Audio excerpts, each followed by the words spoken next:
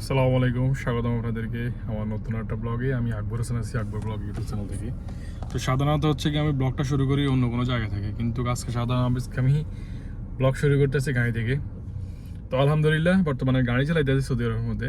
গাড়ি চালাইতে বলতে নিজের মানে পার্সোনাল ড্রাইভ হিসাবে কাজ করে আর কি আমার। আলহামদুলিল্লাহ মোটামুটি ভালোই সব কিছু। তো আসছে হচ্ছে কি আমাদের ম্যানেজার আছে, ও হচ্ছে কি উমরা করতে যাবে, এই জন্য হচ্ছে কি টাকা ব্যাংকে ঢুকেবে, এর জন্য করে নিয়ে আসছি। অফিসে একটু কাম ছিল, ফ্রাই ডিউটি আমার 2টা পর্যন্ত ডিউটি। অলরেডি একটা সুয়ানো বাজে গেছে, তারপর হচ্ছে নিজের কাজ করবো আর কি। তো আলহামদুলিল্লাহ সব কিছু নিয়ে আলহামদুলিল্লাহ ভালো আছি। তো হচ্ছে যেহেতু রমজান আজকে হচ্ছে 26টা চলতেছে, দেখেন বাইরের মধ্যে হচ্ছে কোনো কিছু নাই।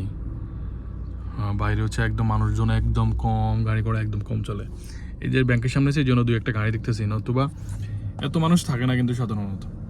সবচেয়ে বড় কথা হচ্ছে গাড়ি গেছে তো সমস্যা নাই, যেখানে ইচ্ছে সেখানে যেতে পারি।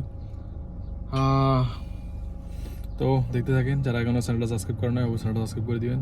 তো আমি ওটাও শেয়ার করবো, আমি কীভাবে আসলে লাইসেন্স পাইছিল সৌদি আরবে, সেটাও শেয়ার করবো পরে আরেকটা ভিডিওতে। আজকে কেমন একটু ঘুম ঘুম ভাব আসতেছে, বুঝতেছি না, রাতে ঘুম হয় নাই। তো এই যে মোবাইল রাখি চলে গেছে, এই হচ্ছে কথা। হ্যাঁ আমাদের কেবল হাল আলহামদুলিল্লাহ। তারা একটু যাওয়াল হলো খালাস। ওকে, শেষ, আল্লাহ হাফেজ। তো আলহামদুলিল্লাহ চলে আসছে হচ্ছে কি আমার এই গ্যারেজের মধ্যে। গ্যারেজ বললো তো বলইব, যেখানে গাড়ি রেখে চলে আসছি। আর অফিসের মধ্যে হচ্ছে গিয়া তালা মেরে দিছি, কারণ অফিস টাইম শেষ হচ্ছে। এখন ঘুমাইতেছে আমার, ঘুমন জানি ভালো লাগতেছে না।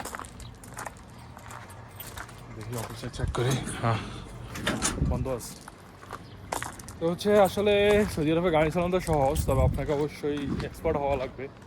আর এই দেশে যে যে পরিমাণে এত জোরে গাড়ি চলে এটা আসলে বলার বাইরে। তো ঠিক আছে, আজকের ব্লগটা আমি এই পর্যন্ত রাখবো। দেখা হচ্ছে নতুন ব্লগে, সেখানে সব ভালো থাকবেন। আর সবাইকে জানাচ্ছি ঈদের অগ্রিম শুভেচ্ছা।